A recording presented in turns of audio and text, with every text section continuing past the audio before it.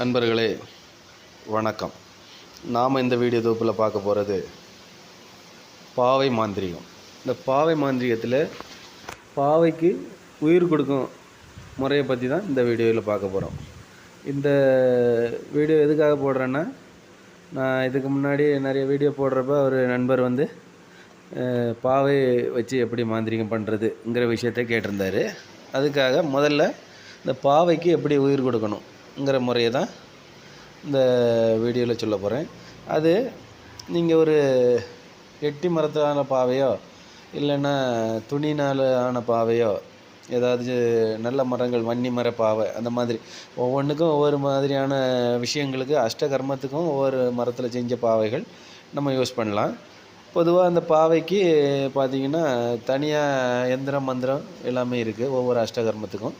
அது நம்ம பின்னாடி பார்க்கலாம். இப்போ இந்த பாவைங்கிற சப்ஜெக்ட் ஒரு பெரிய சப்ஜெக்ட் ஆகும். அதனால் நீங்கள் அதை படிக்கணும்னா நேரில் படிக்கிறது நல்லது. இப்போ இந்த நண்பர் கேட்டதுனால இந்த மந்திரம் மட்டும் நான் உங்களுக்காக அவருக்காக இப்போ சொல்கிறேன். சரி, அந்த பாவையை என்ன பண்ணணுன்னா, இந்த மரப்பாவையோ ஏதாவது துணினான செய்யப்பட்ட பாவையோ முதல்ல அதுக்கு உயிர் கொடுக்கறது ஒரு செம்பு தட்டு. அந்த செம்பு தட்டில் இந்த பாவை வைக்கணும், இல்லை ஒரு செம்பு தகடில் வச்சுக்கிட்டு அதுக்கு உயிர் கொடுக்கணும். கையில் விபூதி எடுத்துகிட்டு ஒரு மந்திரம் இருக்குது, அந்த மந்திரத்தை ஜபிக்கணும்.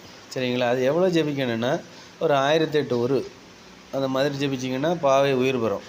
அதுக்கப்புறம் அது என்ன கர்மாவுக்காக யூஸ் பண்ணுறங்கிறதுக்காக அதுக்கு தனியான மந்திரங்கள் இருக்குது. அதை நம்ம இது பண்ணணும். அதுக்கு எந்திரம் இருக்குது. அதுக்கு அந்த பாவைக்கு தாயத்தை கழுத்தில் கட்டி வச்சிங்கன்னா அது உயிர் பெற்று அப்படியே இருக்கும். அப்புறம் அதை கட்டுறதுக்குன்னிட்டு ஒரு மந்திரம் இருக்குது. அது மாதிரி கட்டி வச்சிங்கன்னா யாராலையும் அந்த கட்டை உடைக்க முடியாது. சரிங்களா? சரி, நம்ம இப்போ அந்த பாவைக்கு உயிர் கொடுக்குற மந்திரத்தை நான் இப்போ உங்களுக்கு சொல்கிறேன். ஓம் பாவையே பாரடி உயிர் கொண்டு வாயடி, உனக்கு இட்ட சாபம் நசிமசி, உன்னை தொட்ட சாபம் நசிமசி, உனக்கு உயிருடனே உயிரோட்டமாய் உயிர் கொண்டு எழு எழு இக்கணமே எழு சிவயனம. இதுதான் அந்த மந்திரம். இந்த மந்திரத்தை 1008 உரு கொடுக்கணும். முக்கியமாக நீங்கள் அமாவாசை அன்னைக்கு நீங்கள் இதை செய்தீங்கன்னா உயிர் கொடுத்தீங்கன்னா நல்லது. சரிங்களா? இந்த மாதிரி உயிர் கொடுத்து வச்சிட்டாலே அந்த பாவை உயிர் பெற்று இருக்கும்.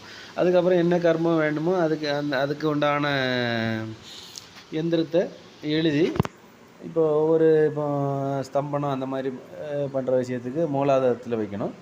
மற்றபடி உள்ள கர்மாக்களுக்கு வேறு அந்த பாவையில் வேறு இடத்துல வைக்கணும். அது நீங்கள் நேரில் கற்றுக்கிறது நல்லது. சரிங்களா? அந்த சப்ஜெக்ட் பெரிய சப்ஜெக்ட்டு, தெரியாமல் மாற்றி எடுத்து பண்ணிங்கன்னா பெரிய விளைவுகளை சந்திக்கணும். சரிங்களா? இது ஏன்னா இந்த பாவையில் தெய்வத்தையும் ஏற்றலாம், பேய் பிசாசையும் ஏற்றலாம், அதே மாதிரி கர்மாக்களுக்கும் யூஸ் பண்ணலாம். அதனால தான் இதில் நிறைய நுணுக்கமாக தெரிஞ்சுக்கிட்டு பண்ணுறது நல்லது. சரிங்களா? அதனால தான் பெரிய பெரிய குருமார்களே இதை அதிகமாக யூஸ் பண்ண மாட்டாங்க.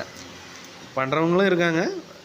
நம்ம குருலாம் அதிகமாக யூஸ் பண்ணுவார். நானும் அதே மாதிரி அவர் எனக்கு கற்றுக் கொடுத்தனால நானும் யூஸ் பண்ணிக்கிட்டு இருக்கேன். உங்களுக்கு இந்த பாவை உயிர் கொடுத்து அந்த கட்டி தர மாதிரி வேணும்னா நம்மக்கிட்டே இருக்குது பாவை. சரி, ஏற்கனவே அந்த வீடியோ உங்களுக்கு நான் போட்டிருப்பேன், நீங்கள் அதில் போய் பார்த்துங்க. வேணுங்கிறவங்க நேரடியாக எனக்கு காண்டாக்ட் பண்ணி கேளுங்க. நான் என்னென்ன ஒவ்வொரு கர்மாவுக்கு நீங்கள் ஒன்று வாங்குறப்போ அந்த கர்மா எப்படி செய்யணுங்கிறதையும் நான் உங்களுக்கு தெளிவாக சொல்லி கொடுத்துருவேன். சரிங்களா? எல்லாமே இதை நேரடியாக அந்த வீடியோக்கெல்லாம் போட முடியாது. சரிங்களா? இப்போ நீங்கள் அவர் கேட்டதுனால அந்த உயிர் கொடுக்குற முறை மட்டும் நான் சொல்லியிருக்கேன். நன்றி, வணக்கம். மேலும் இது பற்றி அறிய நமது சேனலில் லைக் பண்ணுங்கள், ஷேர் பண்ணுங்கள், சப்ஸ்கிரைப் பண்ணுங்கள்.